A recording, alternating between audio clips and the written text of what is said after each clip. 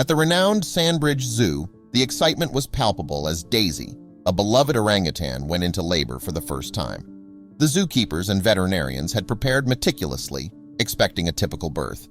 But as the tiny infant emerged, the room fell into an astonished silence.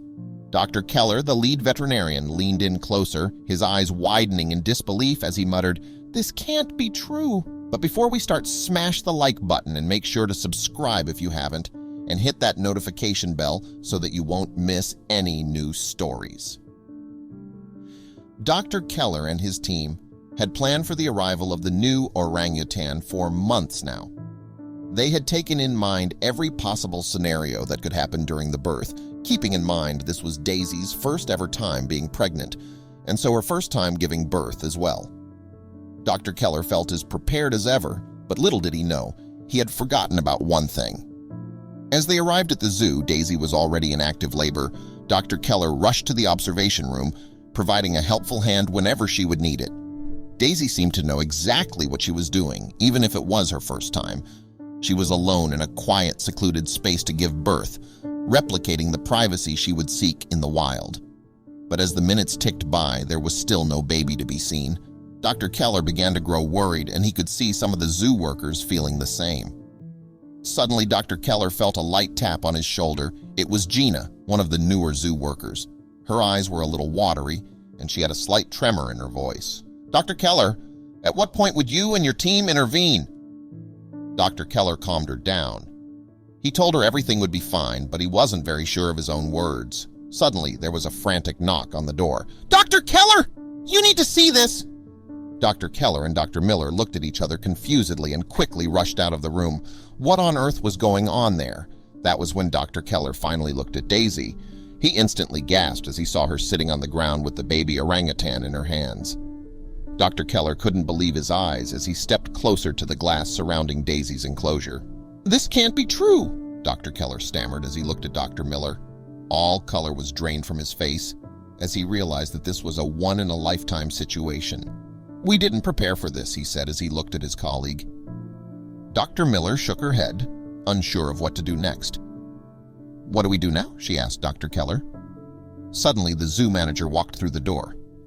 "Thank you, Dr. Keller, but we don't need your assistance anymore. The baby looks uninjured, so we can take it from here." Dr. Keller frowned. He didn't know what to say. Was he really sending him away after such a birth? How could he do that? This was just outrageous. Dr. Keller wanted to resist, but Dr. Miller had already told the manager they would be leaving very soon. She told them they just had to do some last-minute paperwork. As she said that, she looked Dr. Keller in the eyes, telling him to get on board with her story. "Ah, yes, the paperwork. We will leave right after," Dr. Keller lied. All the zoo workers left the room, leaving Dr. Keller and Dr. Miller behind. They quickly sat down at a table as far away from the door as possible so no one would hear them talk.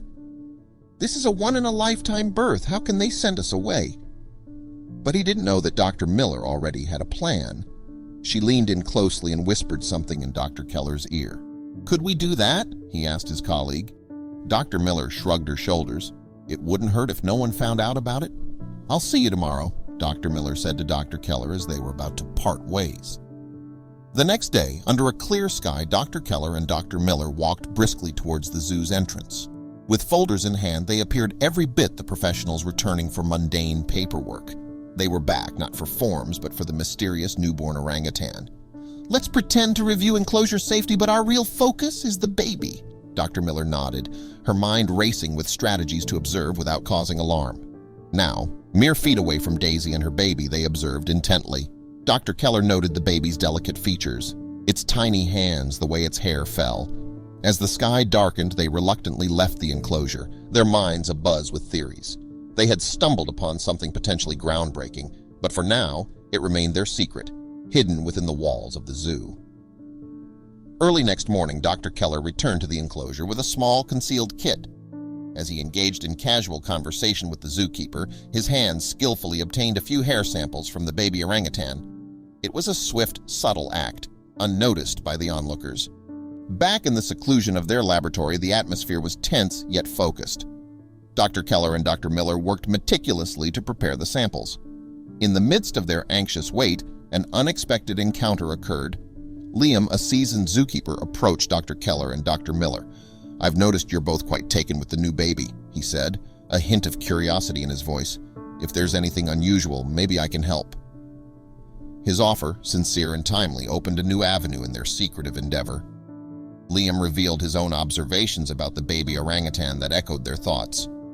With Liam's support, they convened to strategize.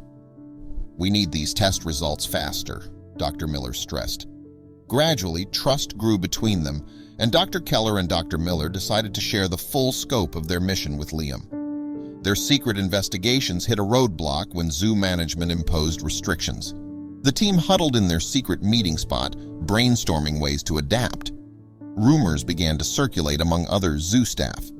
Some noticed the team's persistent interest in the orangutans and began to wonder.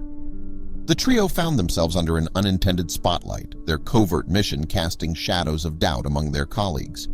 Dr. Keller, Dr. Miller, and Liam knew that their mission, driven by curiosity and the desire for truth, required them to continually adjust their approach to the ever-changing landscape of the zoo.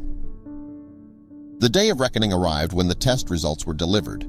As they examined the report, their faces shifted from anticipation to astonishment. Their silent journey had uncovered a secret that would change everything. Their mission had evolved once more. Now their goal was to safeguard the baby from becoming an object of sensationalism. Dr. Keller, Dr. Miller, and Liam pored over every detail, ensuring their arguments were airtight, knowing that their case had to be compelling to sway the decision-makers. In front of the zoo management, they presented their findings with a mix of trepidation and conviction. Dr. Keller and Dr. Miller faced an uphill battle as they attempted to convince the decision-makers of the orangutan's welfare and the importance of a controlled announcement.